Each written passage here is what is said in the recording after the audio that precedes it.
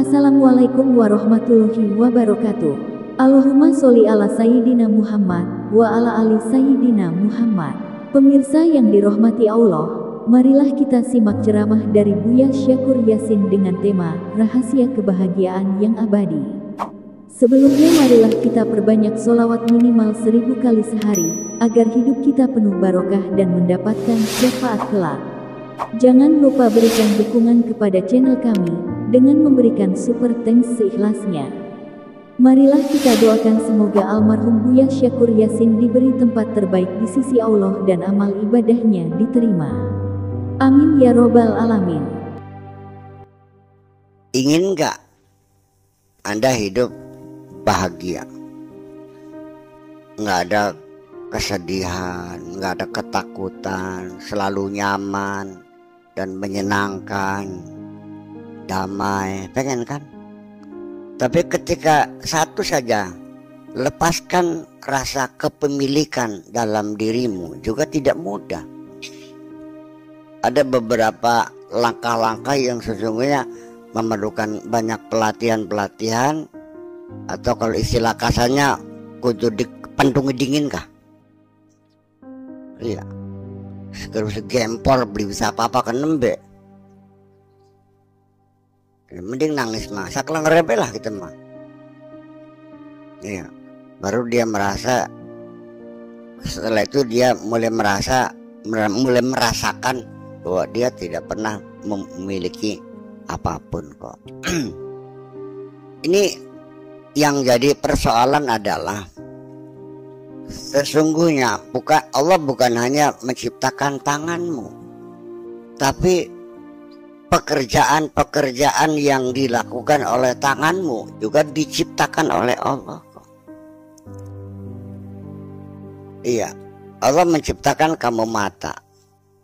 Ketika mata itu digunakan mampu bekerja, yang menciptakan kemampuan itu juga Allah juga. Jadi sekarang saya mau nanya deh, Anda punya rumah enggak? Punya. Oke, dia punya rumah. Asalnya dari mana? Usaha. Dapat belilah, ya. Pakai apa belinya? Uangnya dari mana? Usaha. Usahanya apa? Iya, dagang lah katakan. Dagang apa? Dari awal saja ada beda dari sisi psikologi. Orang yang mendapatkan uang dengan cara mudah dengan orang mendapatkan dengan cara yang sulit, itu rasa memilikinya lebih tinggi yang mendapatkannya sulit. Kita punya harta setelah sekian tahun kita bekerja keras.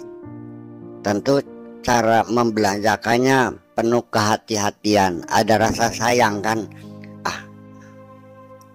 Eman aja tuh kun kaderga kurang pati bermanfaat, kin bae toh nggak dibutuhkan, iya kan? Tapi ketika uang itu kita peroleh dari warisan, kadang-kadang kita tidak pernah mikir lebih banyak. Ya, lebih mudah untuk ini. Itu saja kan. Kemudian orang yang memperoleh rezekinya dengan cara haram, dengan memperoleh rezekinya dengan cara baik-baik, uang hasil korupsi dengan uang hasil kerja jual keringat. Sadar atau tidak bahwa uang hasil korupsi ini sesungguhnya sama sekali tidak memberikan kesejukan, ketenangan di dalam diri kita. Kita akan terdorong untuk menghabiskannya secepat-cepatnya.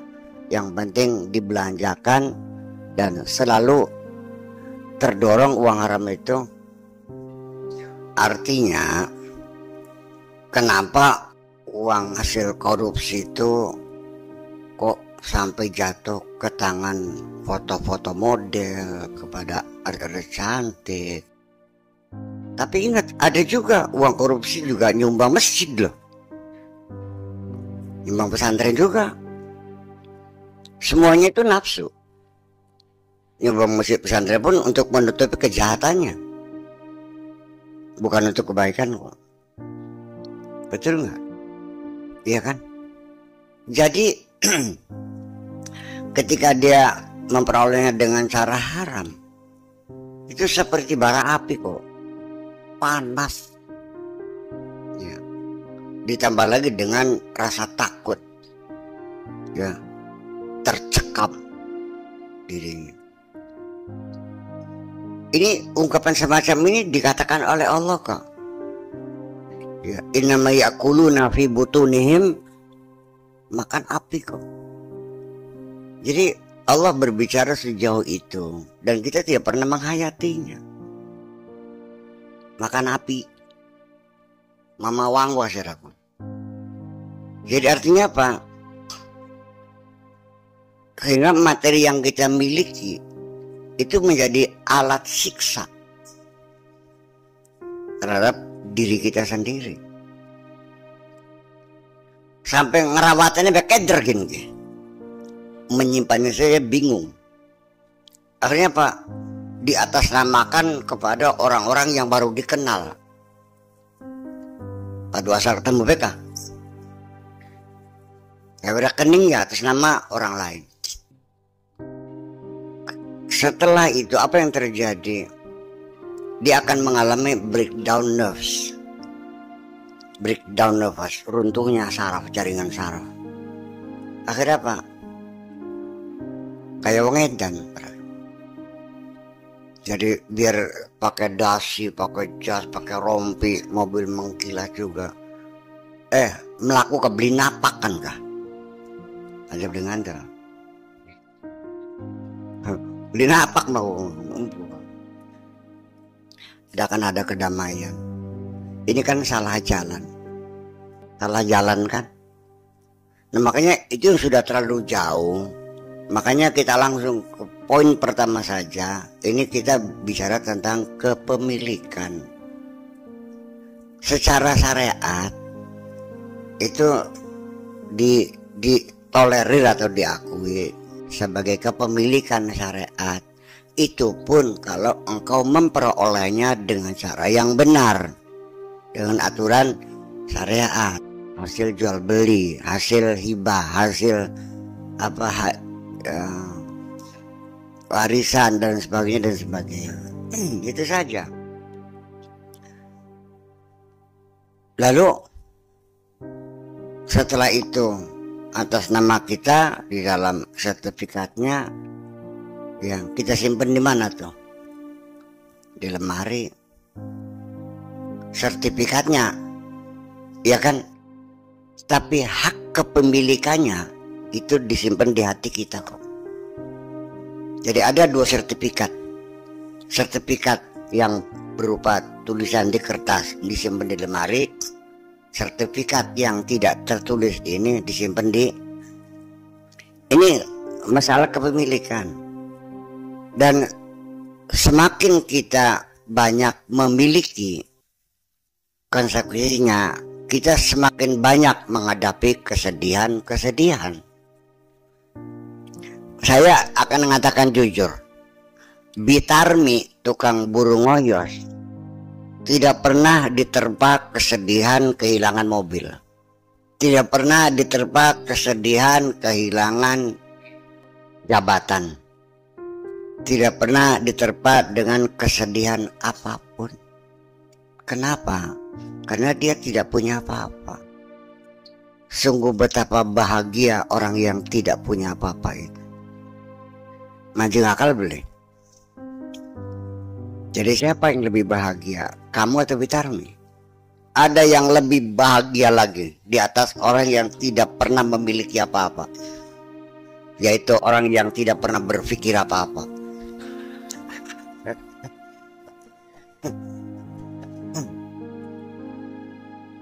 Kalau begitu orang gila adalah lebih hebat dari Anda. Dia yang bahagia kok.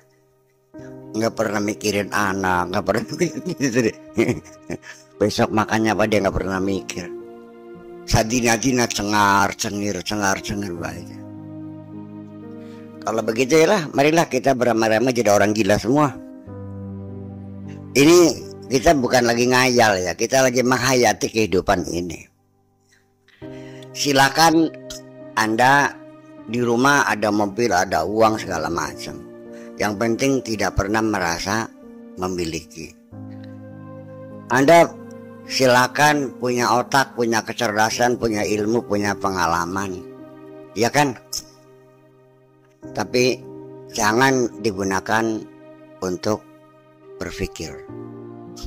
Sebab nantinya yang berarti itu bukan berpikir kok, merasakan hidupnya.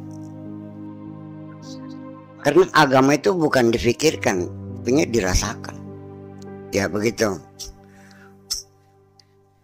Saya bisa menangkap maksud Anda. Kita baru merasa punya mata ketika pernah sakit mata. Ya kan gitu. Saya juga menjelang usia 50 tahun saya baru sadar punya bokong ketika kena wudun bokongnya. Dan saya tidak pernah mensyukuri bokong itu. Setelah tidak bisa duduk 2 bulan, miring pada rokeka. Ya Allah, nikmat banget bokongnya. Itu juga merupakan pendidikan dari Allah juga untuk membangun kesadaran dalam diri kita. Jadi musibah itu penting, ujian itu penting, dan Allah bersumpah pasti wala nabluwannakum, akan kami uji. Bahwa kehidupan ini hakikatnya adalah ujian juga sebetulnya, makan gitu yang harus kita siapkan. Tetapi yang saya maksudkan bukan seperti itu. Kalau orang yang sudah tidak berpikir lagi, ya semuanya sama. Orang yang tidak memiliki pun semuanya sama. Dan nanti pada puncaknya adalah yang ditiadakan bukan hanya rasa memiliki, sampai keberadaannya pun sudah tiada. Itulah yang namanya fana, seperti itu. Jadi apa fana kok? Ya langka. Kira tak siwit kerasa lara beli. Ya masih anak berarti. Rabine mati nangis beli. Ya masih anak. Ya wala kabudele.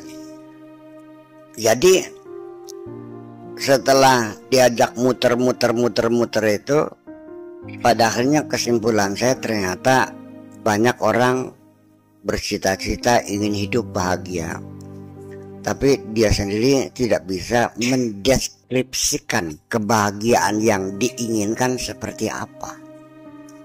Berapa banyak yang Anda inginkan bisa kelakon kabeh.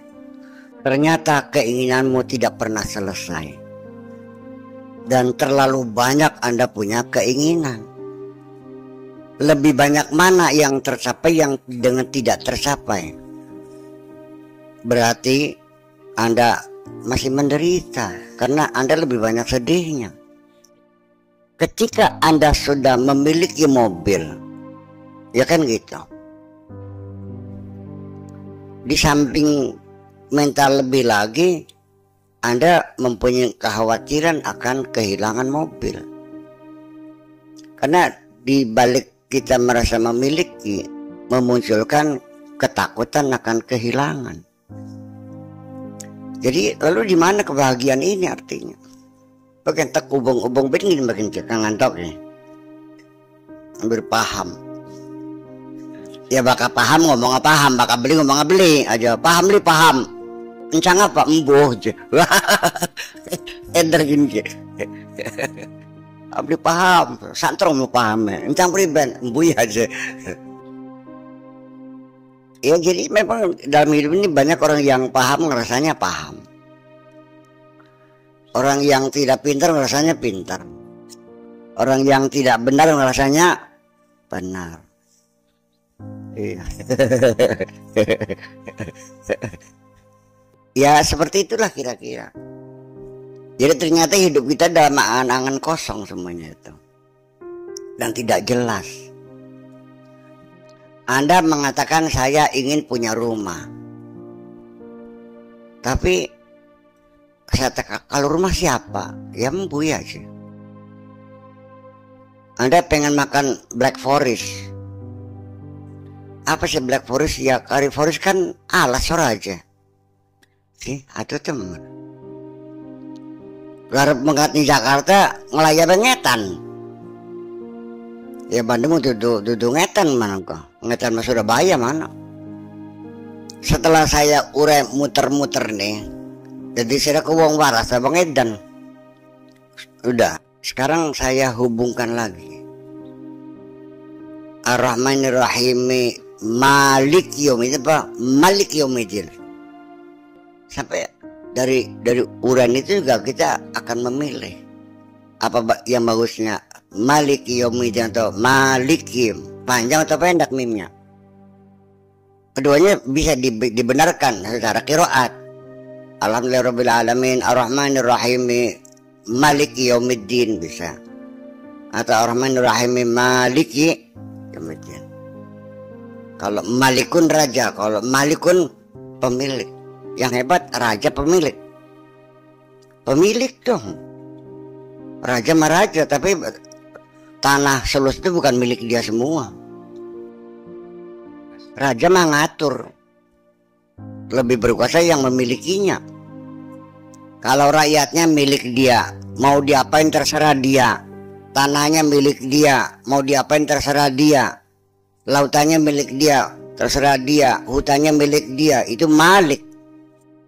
Ya, kita pernah berdebat mana yang lebih tepat, apa Maliki Yaumiddin apa Maliki Yaumiddin.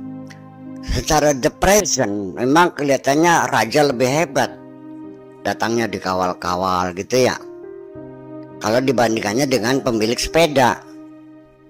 Iya kan? Ya, Tuhan itu lebih layak disebut sebagai pemilik daripada sebagai raja. Dia pemilik segalanya, termasuk yang memiliki dirimu. Ya kan begitu? Dan memiliki segala-galanya. Jadi ini dari kata milik saja, ini kalau kita bahas terus mendalam-mendalam, kayak beli peragat telung bulan kan gitu. Jadi mulkun dengan malikun, dengan malikun, dengan mulkun, dengan amlakun, muter-muter tuh, terus sekalipun raja juga ya pada akhirnya munculnya dari kepemilikan juga pada akhirnya.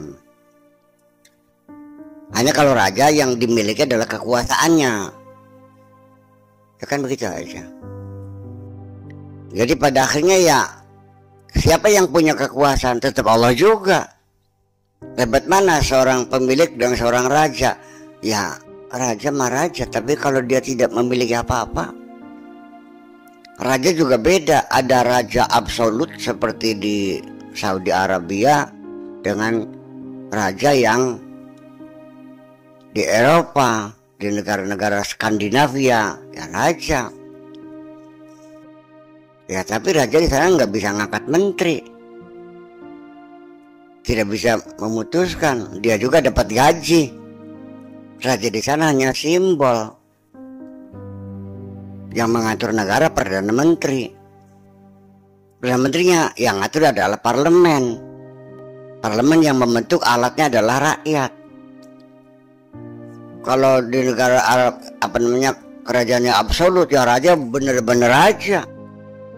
Nggak ada KPK, nggak ada PPATK, nggak ada BPK, apa BPKB.